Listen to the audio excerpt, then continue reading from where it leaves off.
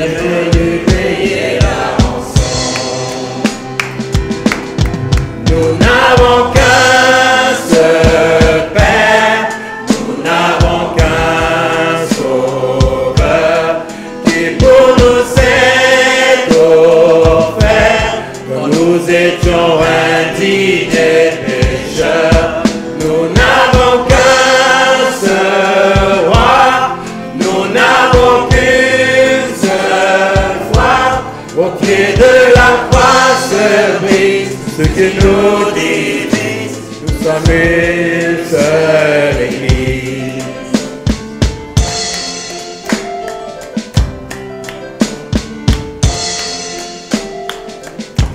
Un nouveau jour se lève pour ceux qui se revêtent de l'esprit. Et nous n'aurons qu'un seul rêve, que cette nation connaisse le nom de Jésus-Christ. Louons Dieu pour nos différences, abandonnons les médisances, que l'œuvre du diable soit mise en lumière, que le Père fasse tomber les barrières. Nous n'avons qu'un seul Père, nous n'avons qu'un Sauveur, qui pour nous s'est offert quand nous étions indignes et pécheurs. Nous n'avons qu'un seul roi, nous n'avons qu'une seule foi. Au pied de la croix se brise ce qui nous divise. Nous sommes une seule Église.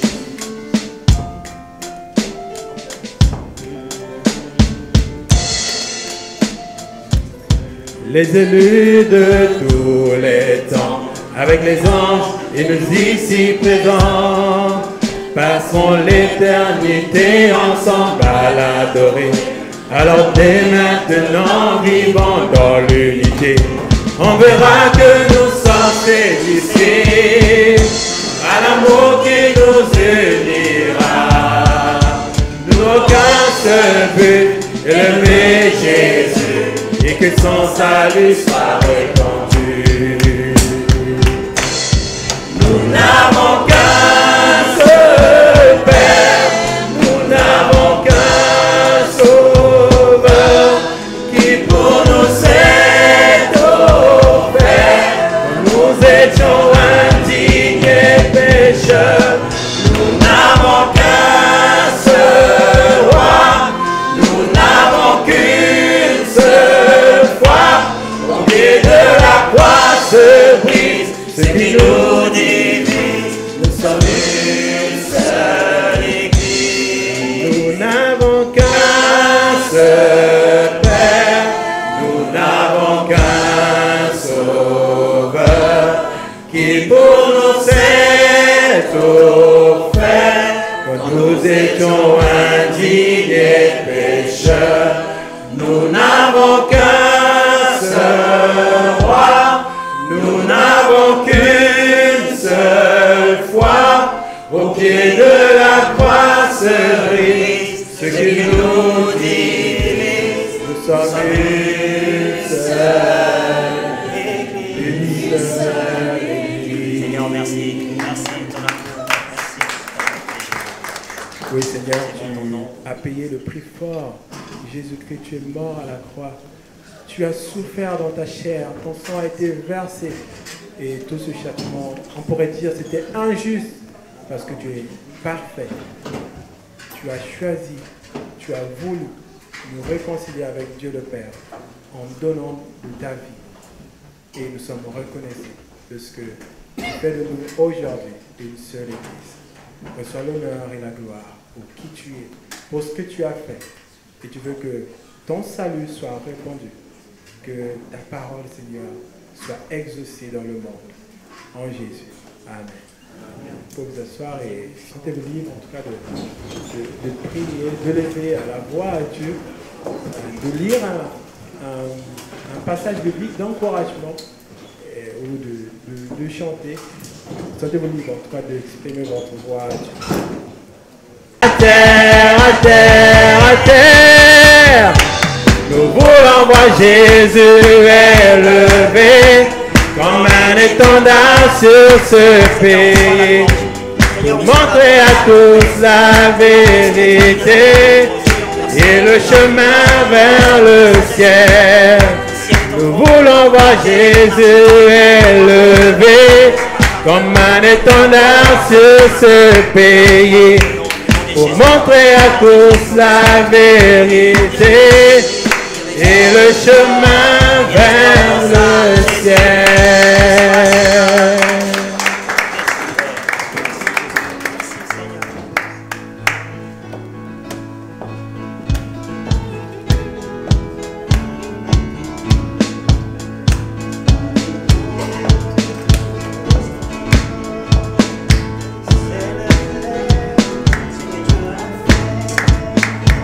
Entendez tous la paix, adorez l'Éternel, vous familles de la terre, célébrez ce que Dieu a fait, dites-le fort, encore plus fort, annoncez ce que Dieu a fait.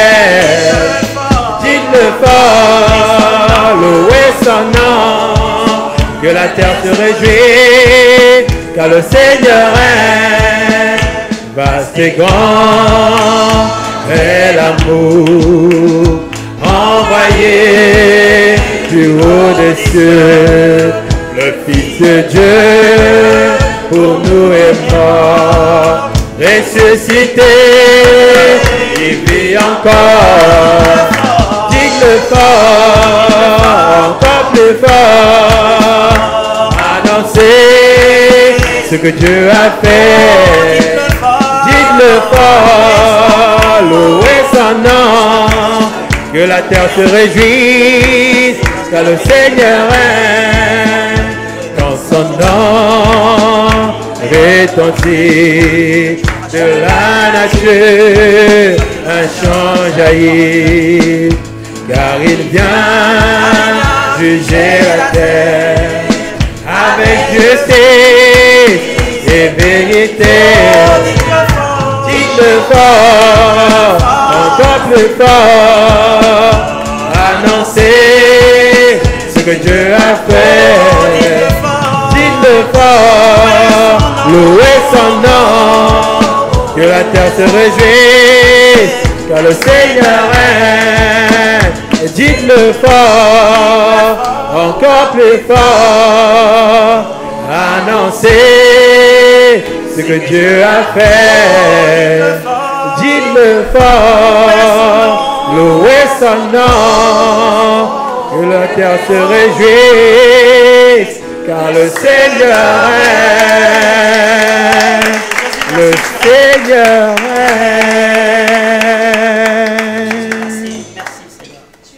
Oui, Dieu, Jésus règne dans le monde entier, mais il est demandé à chacun de faire cette prière. Seigneur, règne en moi. Règne en moi. C'est un choix que chacun doit faire. Règne en moi. Que Jésus, que Dieu soit le maître de notre vie.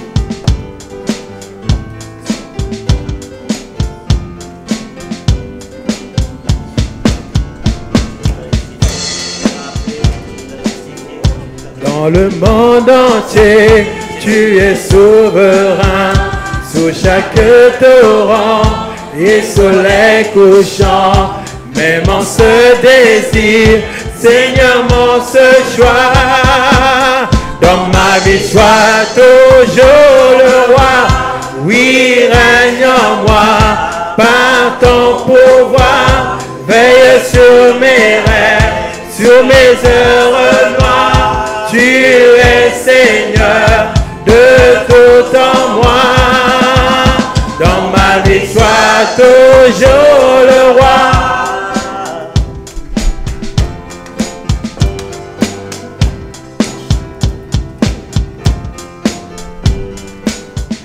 Dans chaque parole et chaque pensée, je veux refléter Seigneur, ta beauté, il n'est rien au monde plus précieux que toi. Dans ma vie, sois toujours le roi. Oui, règne en moi, par ton pouvoir. Veille sur mes rêves, sur mes heureux lois. Tu es Seigneur de tout en moi. Dans ma vie, sois toujours le roi. Oui, règne en moi, par ton pouvoir. Veille sur mes rêves, sur mes heureux lois. Tu es Seigneur de tout en moi. Dans ma vie, sois toujours le roi. Dans ma vie, sois toujours le roi. Vous pouvez vous asseoir. Oui, que chacun de nous puisse faire ce choix. Et c'est le moment des annonces. Je laisse notre pasteur Sylvain. Bonjour à tous, bienvenue, que vous veniez dimanche après dimanche, peut-être semaine après semaine, mais aussi, si vous êtes là la première fois, on est très heureux de pouvoir vivre ce temps de culte ensemble, apprendre à connaître notre Dieu, se réjouir de qui il est. Et j'ai juste une annonce pour les collégiens. Est-ce qu'il y a un collégien parmi nous? Magloire? Ok, il n'y a pas d'annonce alors pour les collégiens. En tout cas, ils ont un super programme à côté. Et donc aussi, si vous venez pour la première fois, vous êtes peut-être surpris du format, il n'y a pas beaucoup d'enfants parmi nous, mais en fait, ils sont tous dans l'autre partie du bâtiment avec un culte qui est adapté à leur âge. Et là, ils ont un temps de louange comme nous. Et maintenant, ils vont commencer à se répartir selon leur âge dans des groupes avec des super moniteurs qui sont là pour eux et qui vont leur amener un enseignement. Et ils commencent toute une série de lectures de la Bible et de comprendre le livre de Ruth. Donc voilà, et à la fin du culte, vous aurez un papier avec une discussion à continuer en famille sur la base de ce qu'ils ont vu dans les activités enfance. Ça vous va? Donc n'hésitez pas à le faire avec eux, je pense que ça sera... Ah, Esther, pardon. Esther. Je voulais voir si les moniteurs me suivaient. Donc voilà, et aussi, il reste quelques places devant, si jamais des personnes qui sont dans le couloir veulent les occuper, soyez les bienvenus, c'est les places les plus bénies. Voilà. Si, il y a l'air qui passe ici. Donc voilà, content d'être ensemble et je vais simplement donner quelques informations sur la vie de notre église. Donc cette semaine, c'est la semaine de la rentrée, on s'est dit, on veut se concentrer sur bien faciliter la vie de nos familles, on veut faire un temps de maison ouverte pour pouvoir bien démarrer la rentrée. Donc c'est l'occasion par contre de prendre un temps, peut-être pour se retrouver avec une autre famille de l'église et de prendre un café ensemble, une tisane si vous ne buvez pas de café, peut-être un repas et s'encourager pour cette rentrée. Prier pour notre église, mais aussi, si vous le souhaitez, inviter des amis à passer un temps ensemble comme des voisins. Je pense que Dieu va nous bénir. Si nous faisons des petites choses simples pour aimer les membres de l'église et nos voisins. Et j'ai quelques dates à vous confier pour que vous puissiez les noter dans votre agenda. Ça ne me choque pas du tout si vous sortez le téléphone pendant les annonces, là pour le noter. Donc samedi 16 septembre, il y aura l'inauguration de notre église sœur du Mai-sur-Seine, donc avec des flyers qui sont disponibles, avec un concert gospel qui aura lieu le soir. Et les jeunes et les collégiens vont faire l'expédition pour aller au concert aussi le soir. Donc les parents, c'est prévu à partir de 18h, rendez-vous à l'église. Et après, il y aura le déplacement là-bas. Donc aussi, si vous avez la possibilité de proposer des places de voiture, n'hésitez pas. Voilà. On aura aussi un temps important pour la vie de notre Église. On pense que de marquer la rentrée ensemble, en se mobilisant, c'est une bonne chose pour bien démarrer l'année tous ensemble. Donc le 17 septembre, on aura un culte de rentrée avec un message un peu spécial pour nous mobiliser pour cette nouvelle année qui commence, avec un repas qui suivra ce temps de culte et qui se déroulera dans la maison des associations. Donc on fera un repas sous forme de repas partage, donc chacun ramènera, on donnera encore des informations, mais notez-le parce que je pense que c'est des temps forts pour notre vie d'église et on n'aura peut-être pas l'occasion tout de suite d'avoir de nouveau un temps de repas comme ça. Et le 21 et 22 septembre, comme on aura bien mangé, on va avoir un temps de jeûne et prière. Donc notez-le, donc ça sera jeudi et vendredi. Et vendredi soir, on aura un temps spécial aussi avec Timothée et Myriam Deglon, qui sont missionnaires au Togo. Et donc, ça sera aussi un temps avec eux, un temps de prière avec eux. Donc voilà, des dates importantes pour septembre. Aussi, je vais vous donner quelques nouvelles informations par rapport à nos nouveaux locaux qui sont sur Varennes. Donc, si vous venez pour les premières fois, rassurez-vous, dans quelques temps, on aura plus de place. Dans quelques semaines, on l'espère. Il faut encore qu'on fasse quelques travaux et qu'on finisse l'acquisition. Donc, on a reçu le permis de construire, pour ceux qui ne le savaient pas. Donc, merci Seigneur, ça fait depuis le mois de mai qu'on attend ça. Donc, bonne nouvelle, on a pu afficher le panneau. On attend la date du notaire pour signer. On est en train de faire les préparatifs pour les travaux. Donc, tout se déroulait plutôt bien. Et hier, on nous a appelés en nous disant qu'il y a des gens du voyage qui commençaient à s'installer devant le bâtiment. Donc c'est un nouvel épisode du projet bâtiment. Donc on est allé les rencontrer, et puis du coup on les a incités à trouver un lieu plus adapté. Mais ils n'ont pas accueilli favorablement notre proposition. Il y a la police qui est aussi passée, mais qui n'est pas spécialement intervenue. Et le propriétaire des locaux va aussi encore intervenir. Donc aussi par rapport à ça, je voudrais vous donner quelques informations sur comment réagir. On vous invite à ne pas vous rendre sur place et commencer à discuter avec eux, ni rentrer sur le terrain, et ni prendre des photos en passant ou que sais-je autre. En fait, c'est quelque chose qu'on est en train de voir avec le propriétaire, avec la police, avec la mairie et avec les personnes concernées. Mais il y a quand même des tensions qui sont là, et hier, on est allé avec une petite délégation, et voilà, on pense que ce n'est pas une bonne chose, il pourrait y avoir un risque de bagarre. Voilà. Donc voilà, vous pouvez prier par contre. La bagarre, elle est aussi dans la prière. Voilà. Donc on vous invite à prier pour cela, que on puisse récupérer rapidement le terrain et commencer les travaux. Ils ont dit qu'ils partiraient cette semaine, donc voilà, on va prier peut-être que ça soit encore avant. Et donc aussi, vous pouvez prier pour les équipes qui se mettent en place, pour les travaux, et aussi pour les besoins de finances pour financer ces travaux, et aussi qu'on puisse avoir du chauffage cet hiver, si Dieu le permet. Voilà. Aussi, la librairie nous annonce que maintenant, l'équipe est de nouveau reconstituée, tout le monde est rentré de vacances et ils ont envie de vous équiper en lecture pour la rentrée. Et il y a l'offre spéciale pour les carnets de prière qui ont été réalisés par l'Église, une destinée aux femmes et l'autre aux enfants. Mais celui des femmes, pour les gars, ça vous va aussi, vous en faites pas. C'est pas trop girly, même si les images sont plutôt féminines quand même. Mais voilà, je pense que c'est quand même un bon investissement en attendant qu'on ait notre livret de prière pour les hommes. Aussi, vous avez la possibilité de soutenir le fonctionnement de votre église et aussi les beaux projets que Dieu a pour nous dans cette région, avec le tronc qui se trouve à l'arrière de la salle, les informations qui se trouvent sur le site internet, mais aussi un feuillet qui se trouve dans l'entrée et qui vous permet de simplement pouvoir contribuer avec les moyens que Dieu vous donne en signe d'adoration et d'association à l'œuvre de Dieu dans notre église et dans la région. Aussi, si vous venez pour la première fois ou les premières fois, on serait très content de pouvoir rentrer en relation et pouvoir vous communiquer semaine après semaine les informations de la vie d'église par mail. Donc n'hésitez pas à remplir ce carton qui est disponible par l'équipe d'accueil. C'est les personnes avec un badge bleu qui seront très contents de vous le remettre, et ça permettra aussi de demander un rendez-vous, et peut-être si vous avez des questions sur l'église, la foi chrétienne, n'hésitez pas. Et je propose à Joël de s'approcher.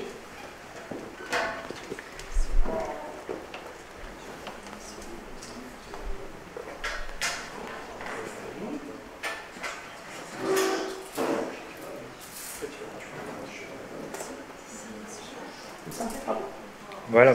Joël, est-ce qu'on t'entend? Est-ce que vous m'entendez? Ah, super. Alors, Joël, qui es-tu? Je m'appelle Joël. Et puis, bon, je sers le Seigneur en Bulgarie depuis quelques années. Et tu es originaire d'où? Je suis originaire, j'ai passé une bonne partie de mon enfance au Mets-sur-Seine. Donc voilà, pas très loin d'ici. Et je suis venu beaucoup dans mon enfance et ma jeunesse ici. J'ai participé à faire le béton dans la pièce à côté, je me souviens. Donc voilà. Je connais bien la région et puis bien cette assemblée, qui est issue de l'assemblée où j'ai passé mon enfance. Et tu es en Bulgarie depuis combien d'années? Depuis 30 ans. Avec qui? Avec mon épouse Camélia. Et puis maintenant avec une deuxième famille depuis un peu plus de 15 ans, 16 ans, Damien et Marie-Neige. Et une autre jeune fille. On a une petite équipe missionnaire dans une région très isolée de Bulgarie. Et quelle est on va dire, une journée type pour toi? Toutes les journées sont différentes, il n'y a pas vraiment de journée type. Mais disons, avec l'assemblée à Montana et les assemblées autour, avec Damien, on fait entre 6 et 7 ou 8 réunions dans la semaine qu'on se partage. Alors quand je ne suis pas là, il les fait toutes, donc il y a du travail, l'inverse aussi. Et puis on aide beaucoup de personnes marginales, de personnes malheureuses qui viennent de la pauvreté, qui ont fait de la prison, ou essaient de lutter contre l'alcool, les dépendances, voilà. Avec les minorités tziganes, voilà, de nouveau les tziganes qui vivent vraiment dans la misère en Bulgarie. Voilà. Donc, une œuvre de Dieu avec beaucoup de besoins, avec des difficultés, avec aussi beaucoup de sujets de reconnaissance. Est-ce que tu peux nous présenter un peu, si j'ai bien compris, il y a 2 assemblées dans lesquelles vous servez spécifiquement avec des groupes en plus? Donc Montana et Berkovica, où de nouveau je viens après une longue interruption, une interruption de 16 ans, une histoire rocambolesque et très mouvementée, plus encore au moins 3 ou 4 endroits différents. Donc on dessert un petit peu, on a un ministère dans la région. Je peux vous citer les noms des villes et des villages, mais je ne sais pas si c'est nécessaire juste maintenant. Il faudra les répéter après. On choisira quelqu'un au hasard. Non, c'est une blague. Mais attention, parce que je peux te les demander à toi. Je vous les ai dit hier. Non, mon rôle, c'est d'interviewer aujourd'hui. Par contre, quelqu'un a retenu vendredi, Joël nous a expliqué comment dire bonjour en bulgare.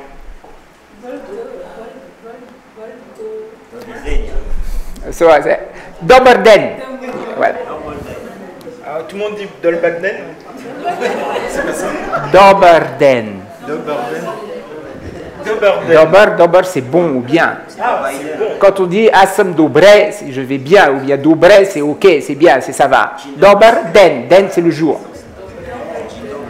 Et la question qu'on voulait te poser, la première, c'était qu'est-ce que tu aurais comme message pour notre Église avec, tu vois un peu ce qu'on est en train de vivre, tu as rencontré quelques personnes vendredi, puis aussi dimanche, enfin samedi, puis encore aujourd'hui. Est-ce que tu as un message, un encouragement à nous donner? Un message, bon, le message ce sera dans quelques minutes, mais voilà, servir le Seigneur de tout son cœur. Voilà, être témoin du Seigneur là où il nous a placés. Merci. Et est-ce que tu auras un sujet de prière particulier qu'on pourrait emmener avec nous? Sujet de prière particulier, que le Seigneur pourvoie aux besoins de l'œuvre de Dieu en Bulgarie, qui donne une relève, que peut-être il y ait des Bulgares qui puissent se lever pour servir le Seigneur, ou bien qu'il envoie des Français ou des missionnaires, parce qu'il y a plein de villes et villages, même autour de nous, qui ont d'immenses besoins. Hein. La Bulgarie a d'immenses besoins. Il y a presque très peu de missionnaires. C'est un pays qui n'intéresse pas grand monde. Sans parler des pays voisins, les Balkans de l'Ouest, par exemple, la Macédoine du Nord, la Serbie, surtout le Kosovo, l'Albanie. Il y a la Bosnie-Herzégovine. En Bosnie-Herzégovine, il y aurait maximum 500 chrétiens. On ne sait même pas s'il y en a autant pour un pays de 3 millions d'habitants. Vous imaginez? C'est des pays dont on ne parle jamais, et puis ça ne se bouscule pas au portillon pour y aller. Donc il y a d'immenses besoins que le Seigneur y pourvoit. Les besoins de l'œuvre missionnaire dans les Balkans. Je propose de prier pour toi, pour le message. Et Père, je te remercie pour la présence de Joël parmi nous. On est conscient du défi que c'était de venir avec les problèmes techniques des avions, des trains et ainsi de suite. Mais il est là et on veut te remercier pour cela. Et nous croyons que tu as des bonnes choses à nous confier encore ce matin. On a déjà commencé avec ce temps de louange et de prière, mais nous croyons que d'ouvrir ta parole, ça va être le moyen aussi que tu vas utiliser pour ouvrir les yeux de nos cœurs, pour que nous puissions t'adorer, continuer cette adoration, mais aussi que tu nous amènes à te connaître davantage et et que vraiment ça puisse porter du fruit pour l'éternité dans nos vies. Et je te prie, s'il te plaît, d'utiliser Joël pour cela, que vraiment tu puisses l'utiliser, lui donner les mots justes qui viennent de toi pour nous. Et je te prie, s'il te plaît, encore de le bénir dans la mission que tu lui confies en Bulgarie avec sa famille, son équipe. Et je te prie que les églises aussi qui sont associées à lui puissent vraiment grandir dans la connaissance, dans la croissance de qui tu es, pour que vraiment il porte du fruit, qu'il soit lumière là où il se trouve, que des jeunes hommes, des jeunes femmes, des personnes plus âgées aussi, puissent vraiment te rencontrer, s'engager pour toi et vraiment être des disciples, des serviteurs fidèles là où tu les appelles et tu les places. Et on te prie, s'il te plaît, pour la mission, pour tous ces pays de l'Est, où il y a la barrière de la langue, il y a aussi des difficultés économiques et financières, mais je te prie, s'il te plaît, qu'il y ait vraiment un élan missionnaire aussi vers ces pays, et je te prie que nous aussi en France, nous puissions faire partie de cet élan. Je te prie encore aussi pour notre Église, avec les sujets qu'on a abordés, et je te prie que tu nous donnes encore d'avoir la paix, de te faire confiance, et de nous attendre à toi, parce que c'est toi qui as toutes les provisions célestes, que ce soit financières, administratives, mais aussi légales. Et nous savons que toi, tu es Dieu, tu es souverain sur toute situation. Et nous déclarons tous ensemble, nous te faisons confiance, car tu es notre Dieu, que tu es souverain. Je te prie ainsi dans le nom de Jésus-Christ. Amen. Amen. Voilà, donc, j'aimerais... Est-ce que ça va? Voilà, ok. Merci, c'est gentil comme... On va laisser ça là. J'aimerais donc parler un petit peu de se consacrer pour servir le Seigneur. Et j'aimerais quand même parler de quelque chose que je constate un peu comme...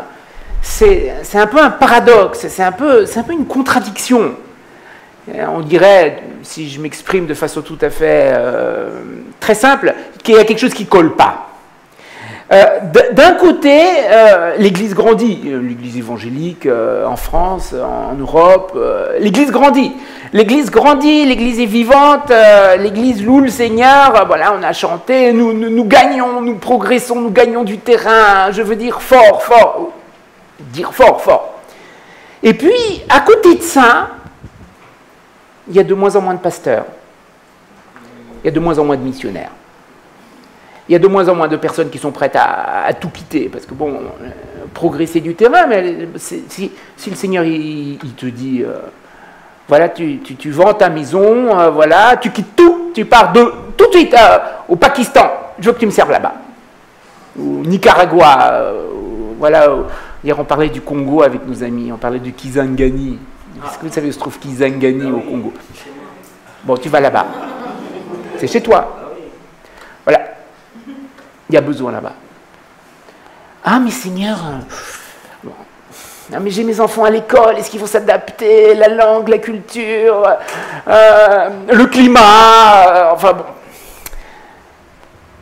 Mais même ici, il y a une église là, Châlons en Champagne, c'est pas très loin, c'est moins loin que Kisangani, mais il y a une église, ils ont cherché un pasteur pendant des années, et je les appelais dernièrement au téléphone, ils me soutiennent en Bulgarie, ils me disent on a laissé tomber, on ne cherche plus, c'est plus la peine de chercher, c'est trop décourageant de chercher, donc on se débrouille entre nous, on est quelques hommes qui apportent la parole, et je dis est-ce qu'il y a quand même un homme des hommes qui ont une parole, on dirait une parole prophétique, quoi, vraiment, il faut qu'il y ait un souffle, il faut qu'il y ait une parole qui touche les cœurs, il dit c'est difficile mais on fait ce qu'on peut. Voilà, on a envie de dire, tout de suite, il faut y aller, quoi. Il faut aller les aider, il faut aller les encourager. Voilà, c'est à côté. Et puis, c'est pas seulement les pasteurs, les missionnaires. Moi, je crois que dans les églises, il y a des personnes qui souffrent de la solitude. Quelqu'un dans l'assemblée, il ne devrait pas souffrir de la solitude. Il ne devrait pas être malade et sans être visité. Il a besoin d'être visité, on a besoin d'être visité, on a besoin d'être aimé. Mais pour être aimé, il faut qu'il y ait quelqu'un qui aime et qui s'est consacré. Et moi, j'aimerais parler de...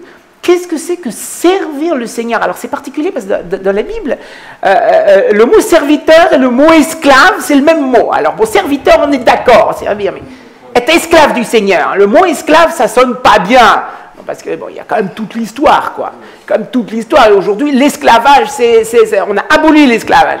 Ah oui, mais sauf que l'esclavage pour le royaume de Dieu, il n'est pas aboli. J'aimerais parler des serviteurs esclaves du Seigneur. J'aimerais vous lire 2 textes sur lesquels on va parler. Alors, c'est 2 textes dans ce qu'on pourrait un petit peu dire les pages collées de la Bible. Alors, si elles sont collées, il faudra que tu les décolles un peu. Dans la loi, dans l'Ancien Testament. Hein, il y a dans l'Exode et dans le Deutéronome. Alors, c'est des livres, on lit, mais bon, vite fait, quoi. Parce que déjà, c'est l'Ancien Testament, et puis c'est la loi de Moïse. Le Seigneur, il a accompli la loi, aboli la loi, etc. Et pourtant, dans la loi, il y a un enseignement. Alors, tout ce qui est même dans l'Ancien Testament pointe vers Christ, hein, la gloire de Christ. Et il y a un enseignement spirituel pour nous. Alors, je vais lire ces 2 textes qui sont assez courts. Hein. Le premier, c'est donc dans le livre de l'Exode. Exode 21, à partir du premier verset. Où il est écrit que, donc voici les règles que tu leur présenteras. Dieu parle à Moïse. Si tu achètes un esclave hébreu, en fait, les esclaves, un hébreu qui faisait faillite, par exemple, il pouvait se vendre comme esclave. Il ne peut plus payer ses dettes, il a déposé le bilan, il a fait faillite, il n'a plus de quoi manger, donc il se livre à un de ses frères pour être esclave. Si tu achètes un esclave hébreu, il servira 6 années, mais la 7e, il sortira libre, sans rien payer. S'il est entré seul, il sortira seul. S'il avait une femme, sa femme sortira avec lui. Si c'est son maître qui lui a donné une femme et qu'il en ait eu des fils ou des filles, la femme et ses enfants appartiendront à son maître et il sortira seul. Mais supposons que l'esclave dise « J'aime mon maître, ma femme et mes enfants. Je ne veux pas sortir libre. » Alors son maître le conduira devant Dieu, le fera approcher de la porte ou de son montant et lui percera l'oreille avec un poinçon. Ainsi, l'esclave sera pour toujours à son service. Amen. Et j'aimerais vous lire un 2e texte, très court. Deutéronome. Deutéronome, chapitre 10, verset 8.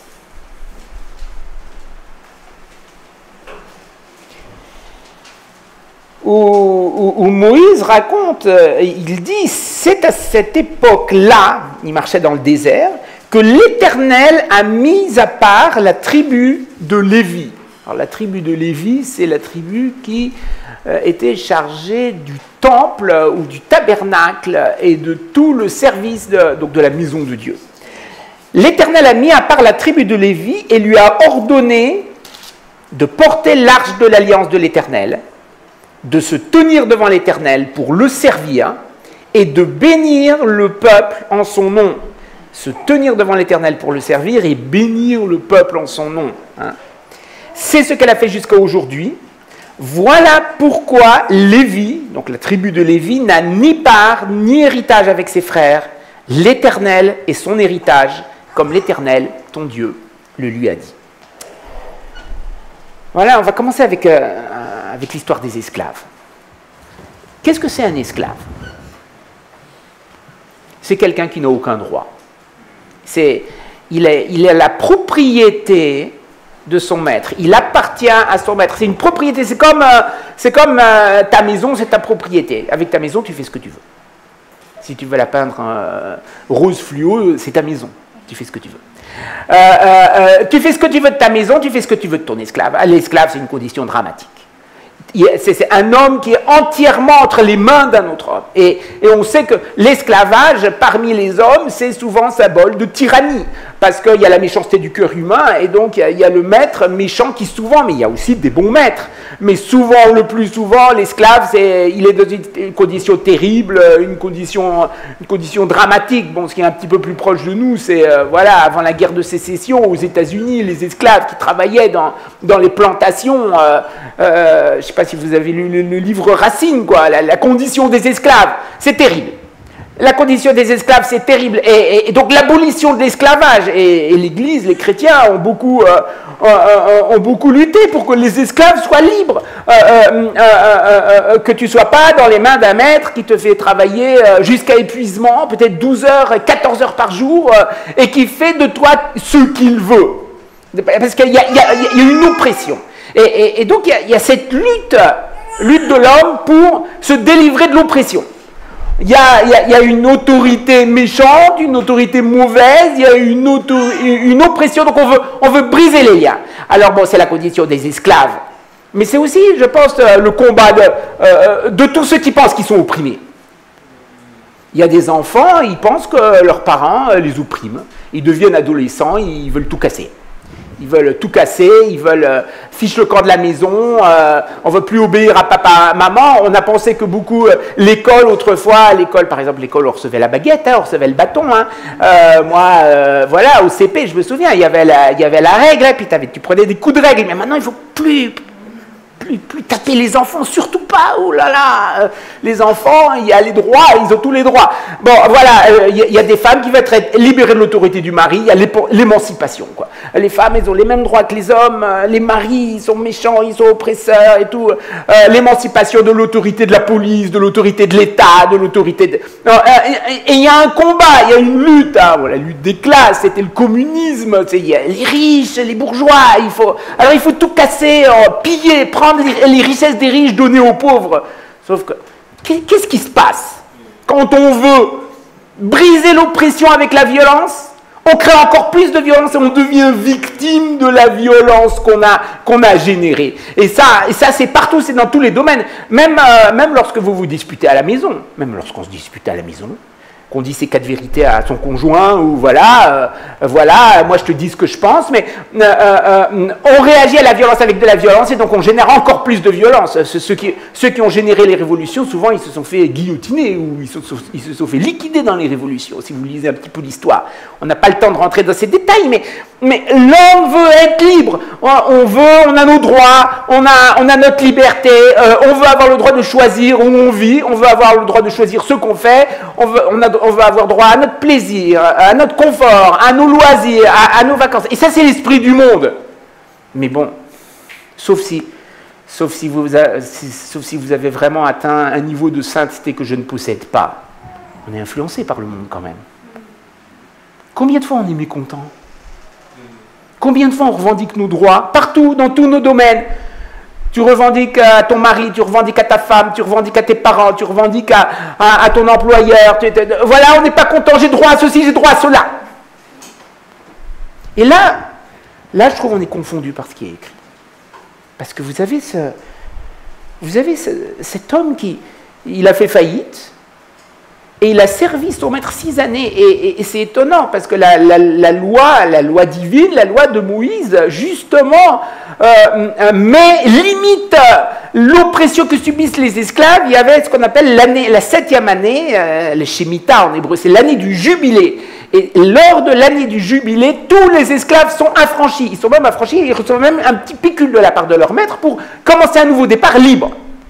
Et puis, il y a cette situation très étrange. Je me suis demandé si jamais un esclave a accepté de faire ça. Mais c'est écrit dans la loi. Et c'est écrit pour eux, mais surtout c'est écrit pour nous. C'est pour nous que c'est écrit. Si l'esclave dit « J'aime mon maître, je veux rester pour toujours à son service », alors il faisait quelque chose d'étrange. Ils allaient à la porte. Alors, à la porte, l'expression en hébreu à la porte, ça veut dire au tribunal, parce qu'à la porte de la ville, il y avait les anciens qui exerçaient la justice. Donc, ils allaient devant, on pourrait dire, aller au tribunal. Et là, ils poinçonnaient l'oreille, c'est-à-dire ça transperçait la chair. Bon, moi, je sais qu'il y a des garçons qui portent des boucles d'oreilles, maintenant c'est à la mode, mais bon, j'ai pas les oreilles percées, mais bon, comme ça doit faire mal, quoi. Il y a une douleur, la chair, elle est percée. Et cet esclave, il serait esclave de son maître pour toujours. C'est-à-dire qu'il se livre entièrement entre les mains de son maître. Pourquoi? Qu'est-ce qui se passe? Il a vu quelque chose. Il a vu quelque chose, il a vu chez son maître quelque chose qu'il ne trouve pas ailleurs. Et il a réalisé qu'il est plus heureux esclave de son maître que libre sans son maître. C'est-à-dire qu'il est plus heureux quand il soumet entièrement sa volonté, de renoncer à ses droits au service de son maître, par amour pour son maître, plutôt qu'être libre. Notre rêve, être libre, faire ce qu'on veut, être libre, mais sans son maître. Et bien sûr, C'est ce que Dieu nous demande en Jésus-Christ. Hein. Ceux qui vivent, voilà, par exemple, 2 Corinthiens, chapitre 5, Paul dit, ceux qui vivent ne vivent plus pour eux-mêmes, ne vivent plus pour eux-mêmes. Tu vis pas pour toi-même? Bon, souvent je vis pour moi-même, je suis désolé, hein. Je suis pas un saint. Alors là, ils ne vivent plus pour eux-mêmes, mais pour celui qui est mort et ressuscité pour eux. Et cet esclave, il accepte que sa chair soit percée.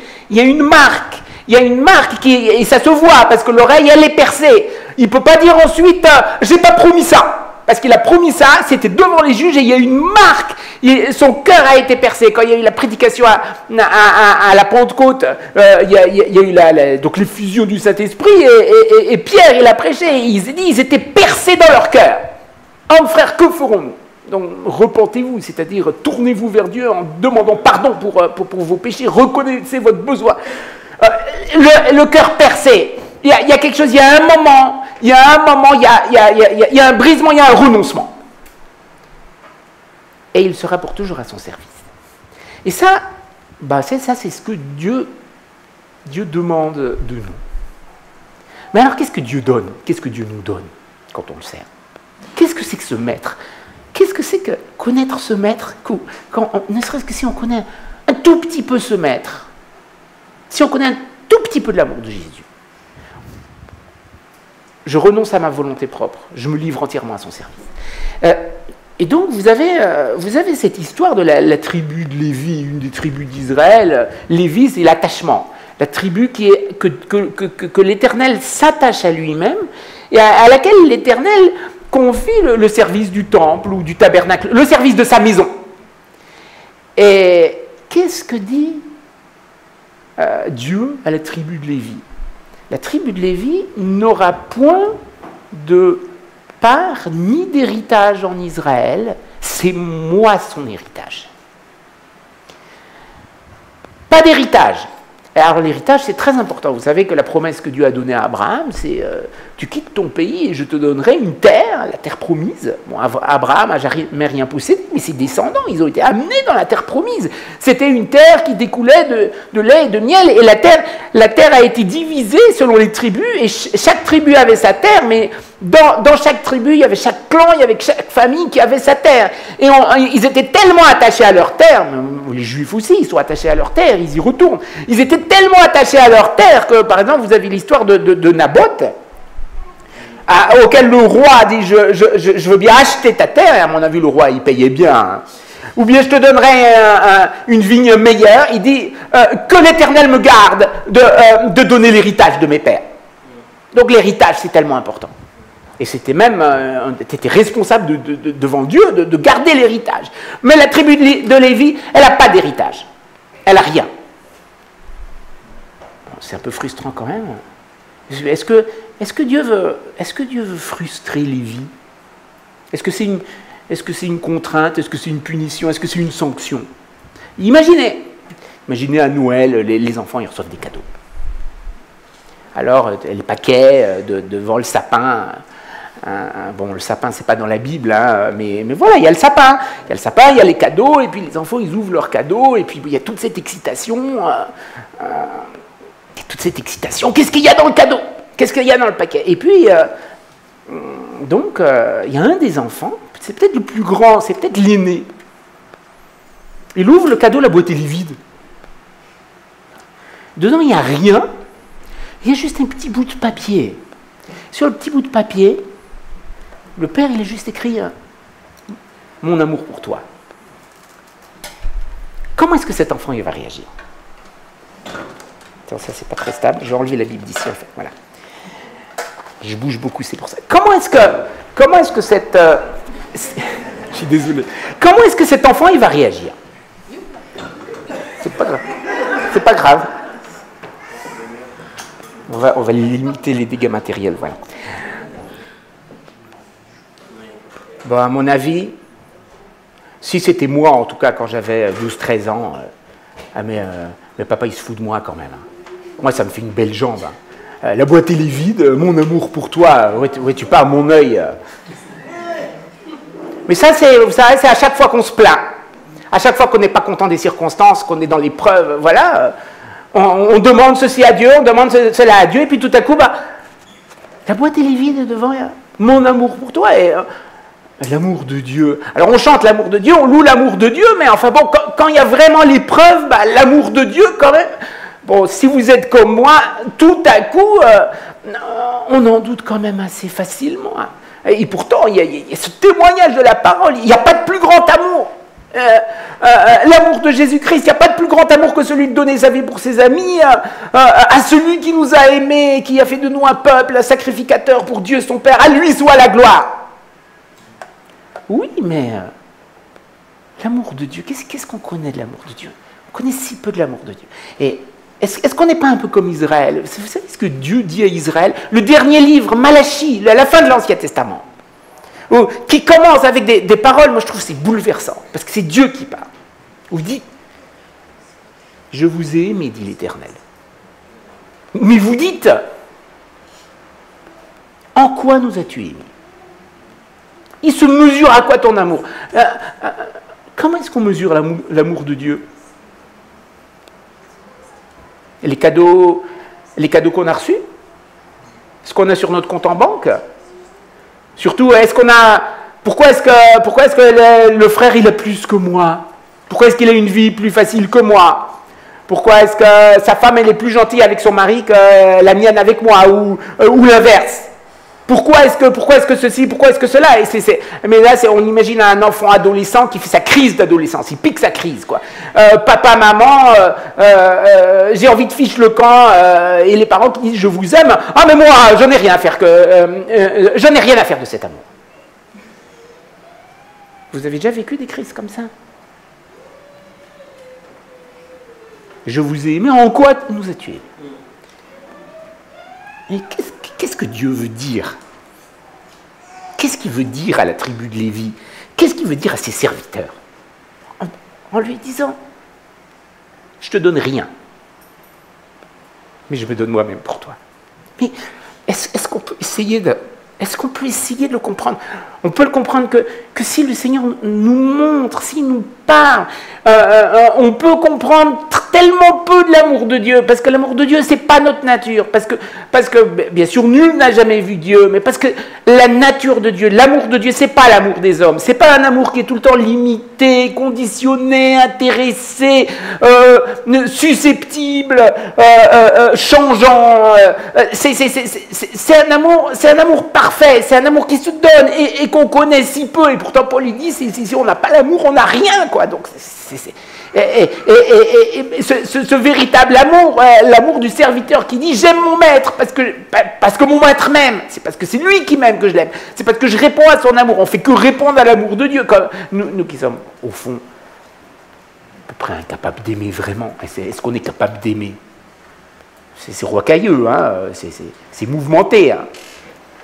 Incapable d'aimer, et pourtant le Seigneur, il veut nous parler.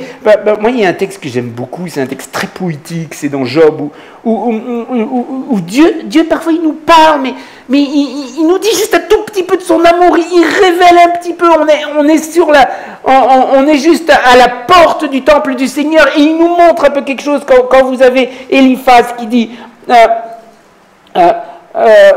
une parole est arrivée furtivement jusqu'à moi, c'est Job chapitre 4, et mon oreille en a perçu les sons légers au moment où les pensées sont agitées par les visions de la nuit. Quand un sommeil profond tombe sur les hommes, j'ai été saisi de frayeur et d'épouvante, et tous mes os ont tremblé, un esprit est passé près de mon visage. Le Saint-Esprit, l'Esprit du Seigneur. Tous les poils de mon corps se sont hérissés, quelqu'un se tenait là, je ne le reconnaissais pas, une silhouette était devant mes yeux. Il y a eu d'abord un silence, puis j'ai entendu une voix. L'homme pourrait-il être juste devant Dieu? Il n'y a pas de justice en nous. Donc on a le droit de rien revendiquer. On ne mérite rien. Et tout à coup, le Seigneur, il nous parle. On a besoin que le Seigneur nous parle. Sinon, c'est juste des jeux religieux. Ça peut être l'enthousiasme de chanter des beaux chants, ça peut être... mais si c'est pas l'Esprit du Seigneur, il est écrit... il y a un témoignage plus grand que le témoignage des hommes, c'est le témoignage que le Père donne à son Fils. Celui qui a le Fils a la vie. Il a ce témoignage dans le cœur, ce témoignage dans la conscience, le besoin du moment, cette révélation de cet amour de Dieu, et cette connaissance de Dieu, cette connaissance de l'amour, nous ne l'avons pas naturellement. Il ne faut pas croire qu'on l'a naturellement, on ne peut pas y accéder avec notre intelligence. On ne peut pas y accéder avec nos sens, c'est pas sensuel, c'est pas par notre imagination. C'est même pas on pourrait dire une expérience, si je pouvais voir un miracle. Les pharisiens, ils ont vu plus de miracles que tout ce que j'ai vécu dans ma vie. Et pourtant, ils ne croyaient pas. Et quand vous avez l'homme riche et Lazare, et puis que l'homme riche il se retrouve dans un lieu de tourment et qui dit à Abraham, mais ce serait bien que quelqu'un prévienne mes frères, mais même si un mort ressuscitait des morts, si quelqu'un vous avez perdu un proche, et puis si le Seigneur le ressuscitait, il l'amenait là, le cœur humain il est tellement méchant. Il refuse de croire à l'amour de Dieu. En quoi nous es-tu? Mais il refuse de croire à l'amour de Dieu. On refuse de croire à l'amour de Dieu. Et c'est pour ça que le jour où le Seigneur nous demande quelque chose de difficile, à nous, à moi, notre réponse, elle n'est pas ce qu'elle devrait être. On sert, on est d'accord, on est peut-être d'accord de servir 6 années. On sert, mais on pose des limites, on pose des conditions, voilà. Mais alors, quand les années sont passées, alors là, je prends mes clics et mes claques. Alors, lui, je l'ai servi pendant 6 années, je réclame mon dû, et ça y est, j'ai ma liberté, ça y est, je m'émancipe.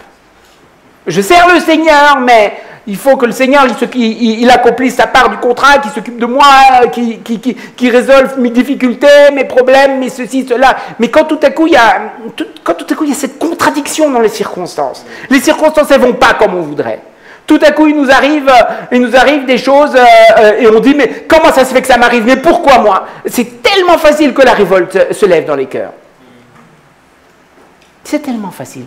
Dans mon cœur que la révolte se lève. C'est tellement facile de douter, parce que la foi c'est un don de Dieu, la foi c'est une œuvre de l'esprit. La foi c'est pas une décision de la chair. C'est pas ceux qui ont un caractère fort et une volonté forte. Il y a des personnes qui peuvent prendre une décision avec une volonté forte et s'y tenir. Le problème c'est que la volonté forte en général elle est méchante. Alors ils écrasent les autres.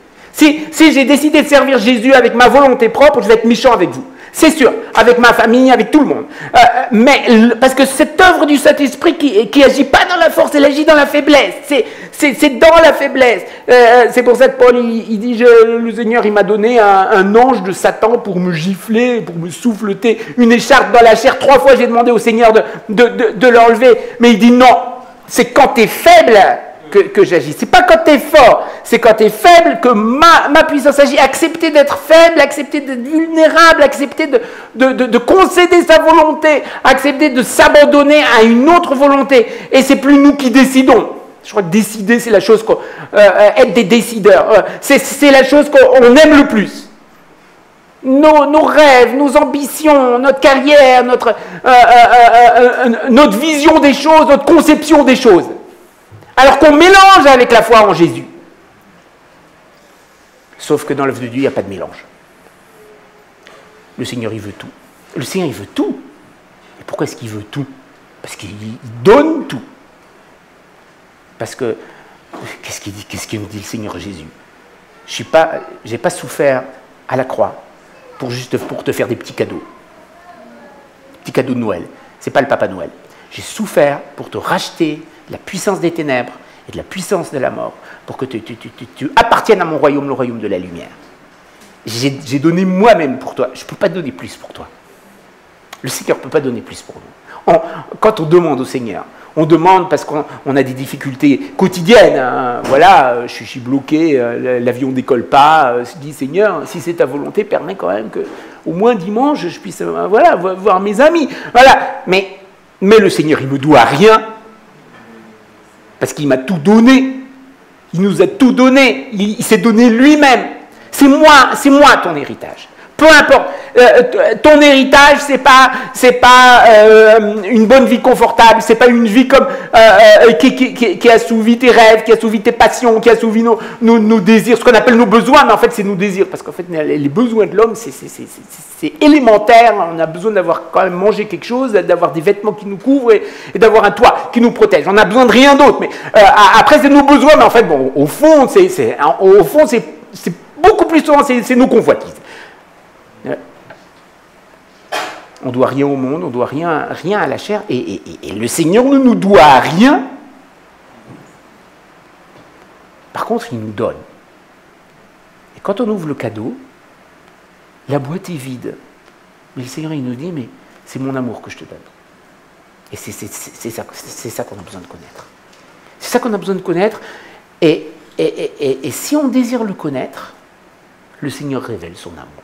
Si le Seigneur révélait ne serait-ce qu'une infinité de son amour, quelque chose d'infime, tout petit, un tout petit peu de son amour, une goutte de son amour, comme un grain de sénévé. Un grain de sénévé qui est la plus petite des graines, mais qui produit un arbre immense. Une petite pierre qui brise la statue, la vision de Daniel, et qui remplit toute la terre. Un grain si un grain de l'amour de Dieu en Jésus-Christ nous est révélé. Demain, si le Seigneur t'appelle et tu dis, tu quittes tout, voilà ce que je veux que tu fasses pour moi, peu importe ce que c'est, la question ne se posera même pas. La question ne se posera même pas. Tu te poseras même pas la question, tu n'hésiteras même pas, on n'hésitera même pas, parce que l'amour du Seigneur est au-dessus de tout. Et voilà, c'est le besoin du moment, c'est ce qu'on a besoin que le Seigneur nous révèle. C'est ce qu'on a besoin que le Seigneur nous dise.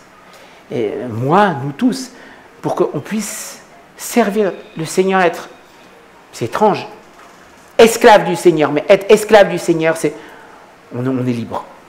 On est libre de quoi? On est libre de nos convoitises. On est libre de cette course effrénée du monde qui n'est jamais satisfait, qui vit avide de passion, avide de plaisir, avide de richesse, avide de l'amour des autres. On voudrait que les autres nous aiment, alors on publie sur Facebook, on voudrait qu'ils nous like, mais celui qui boit de cette eau, il aura encore soif. Ça suffit jamais. Le monde ne nous satisfera jamais, la chair ne sera jamais satisfaite. Elle fait qu'exiger, on est esclave. Par contre, aimer en Jésus-Christ. Esclaves de Jésus-Christ, nous sommes libres. Voilà, que le Seigneur puisse nous bénir. J'étais très content d'être là avec vous.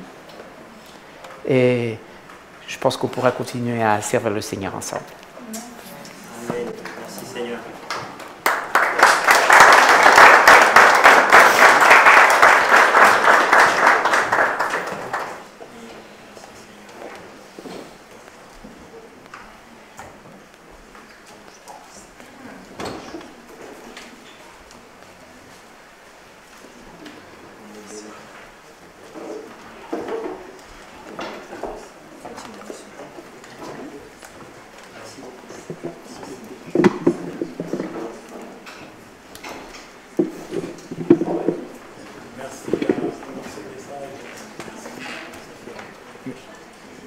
Oui, merci pour ce message bouleversant et qui me rappelle en tout cas à la réalité de l'appel et de l'amour de Dieu.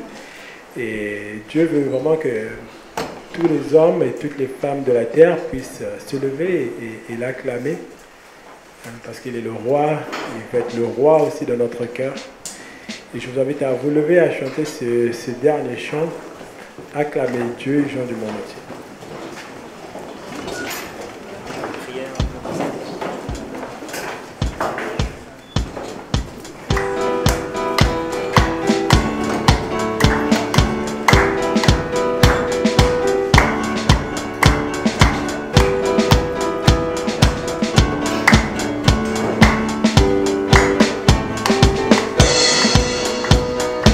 Acclamez Dieu, gens du monde entier, et célébrez son nom glorieux.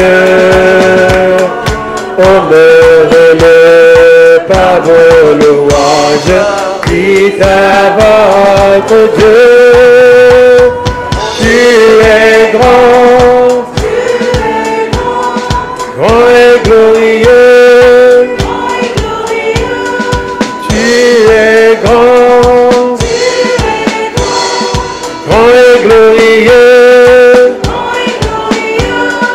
nous t'honorons par nos louanges, tu es notre Dieu. Acclamez Dieu dans du monde entier, et célébrez honorez-le par louange. Dites à votre Dieu, tu es roi, fort redoutable, tu es roi, fort redoutable. Nous t'honorons par nos louanges, tu es notre Dieu. Acclamez Dieu, gens du monde entier, et célébrez son nom glorieux. Honorez-le par vos louanges. Dites à votre Dieu, ta puissance, brise tous nos liens. Ta puissance, brise tous nos liens. Nous t'honorons par nos louanges, tu es notre Dieu. Acclamez Dieu, gens du monde entier, et célébrez son nom glorieux. Honorez-le par vos louanges. Dites à votre Dieu, des louanges, éclatent dans nos cœurs. Des louanges, éclatent dans nos cœurs. Nous t'honorons par nos louanges, tu es notre Dieu.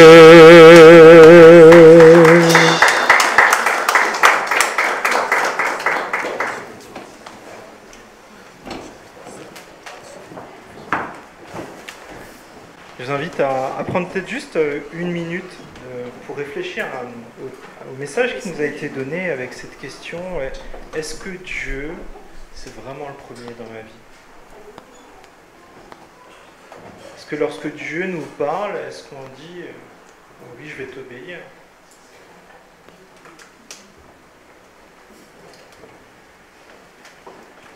Vous pouvez vous asseoir. On l'a chanté, on a dit tu es Dieu, tu es notre Dieu, on appelle les autres à l'honorer, mais est-ce que nous l'honorons? Où est-ce que j'en suis moi personnellement? Qu'est-ce qui a la place de Dieu dans ma vie?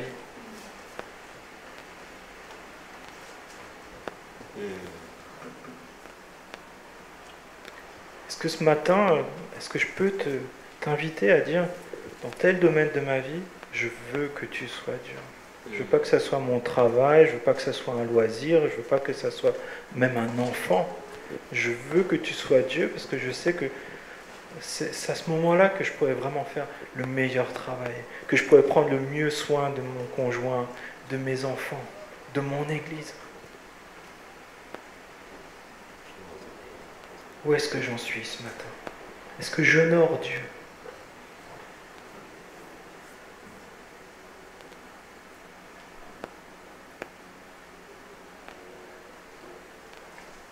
Je vous invite à vous associer avec moi dans cette prière.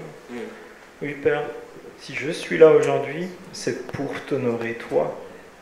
Et pas seulement aujourd'hui, je veux que ça soit le cas dans mon quotidien. Je viens devant toi tel que je suis, avec mes faiblesses, et on voit que d'autres personnes dans la Bible ont eu leurs faiblesses. Et ils ont eu des loupés. Mais Seigneur, je veux faire comme eux et dire tu es Dieu et dire je veux grandir dans cette connaissance et dans cette pratique de te connaître et de mettre en œuvre tes commandements dans ma vie. Je veux qu'il n'y ait pas d'autre Dieu dans ma vie. Je veux qu'il n'y ait personne qui soit plus important que toi dans ma vie. Je veux avoir conscience de cet amour qui est infiniment grand, que tu as démontré au fur et à mesure des siècles, et par la venue de Jésus-Christ, tu l'as concrétisé pour que tous les hommes sachent cet amour tellement grand, tellement bon, tellement beau, qui n'est pas du tout lié à nos mérites. Oui Seigneur, je veux saisir cet amour et je veux que tu sois mon héritage. Je sais que c'est toi qui me donnes toutes choses chaque jour. De l'air à manger, à boire, des amis, des frères, des sœurs. Seigneur, je veux t'honorer. Je veux que tu sois le premier. Je ne veux pas te donner les miettes. Je veux te donner ce qu'il y a de meilleur. Père, je te prie, s'il te plaît, que dans notre Église, ce soit toi à qui nous voulons plaire, pas aux hommes, mais à toi. Nous voulons vivre dans la lumière. Guide-nous sur ce chemin. Donne-nous le courage aussi. Les fois où il y a des luttes, à savoir comment gérer mon quotidien, comment gérer mon temps, mes finances. Oui Seigneur, je déclare, tu es mon héritage. Tu es le meilleur pour moi, tu es le meilleur pour notre Église. Seigneur, je te prie, s'il te plaît, de bénir encore nos familles et que tu sois au cœur de nos couples, de nos familles et de notre Église. Je te prie, s'il te plaît, que chaque instant de nos vies, ça soit une louange qui te soit dédiée par nos paroles, par nos actes, par nos décisions. Et je te prie, s'il te plaît, de nous utiliser. Je te prie de m'utiliser cette semaine pour ta gloire. Auprès de mes collègues, auprès de mes voisins, auprès des personnes que tu places à mes côtés, même s'ils sont plus difficiles à aimer parfois. Utilise-moi. Je vais être ton serviteur fidèle. Je vais être fidèle dans les petites choses, comme dans les grandes. Oui Seigneur, je te remercie parce que tu honores notre confession de faiblesse, mais notre confession aussi que nous voulons t'honorer, nous voulons t'obéir. Je te prie ainsi dans le nom de Jésus. Amen. Je vous souhaite un très bon dimanche, une très belle semaine, et qu'on puisse emmener les bonnes choses que Dieu nous a laissées, et que ça puisse nous donner vraiment cette joie de savoir que Dieu est présent avec nous.